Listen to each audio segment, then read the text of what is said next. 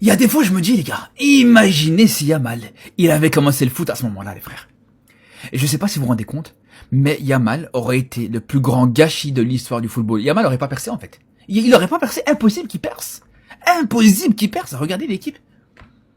Est-ce que vous vous rendez compte, les gars? Jamais de la vie. Yamal aurait été titulaire.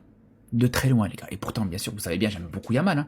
Mais jamais il aurait été titulaire. Et tu peux me dire ce que tu veux. Tu peux me dire tu mets Messi en pointe, mais je dirais tu mets Yamal. Non, tu peux pas mettre Suarez sur le banc. Tu peux pas mettre Neymar sur le banc. Mais Messi, on en parle même pas.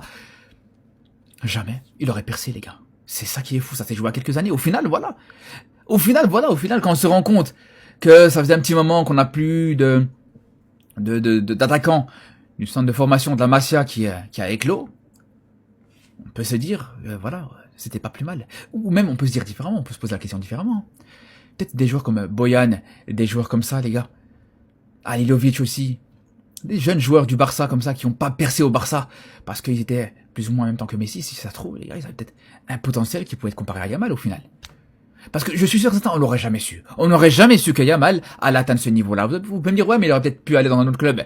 Il aurait été dans un autre club, mais pas avec le même style, le même profil. Il aurait pas eu la même légitimité parce que, voilà, il n'aurait pas encore eu le temps de jouer avec le Barça.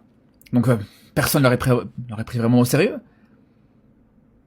C'est fou. Vraiment, c'est fou. De toute façon, dans ce Barça 2014-2015, il y a personne, à part Pedri et Jean Garcia à la limite, il y a personne qui aurait pu être titulaire dans cette équipe. Vraiment.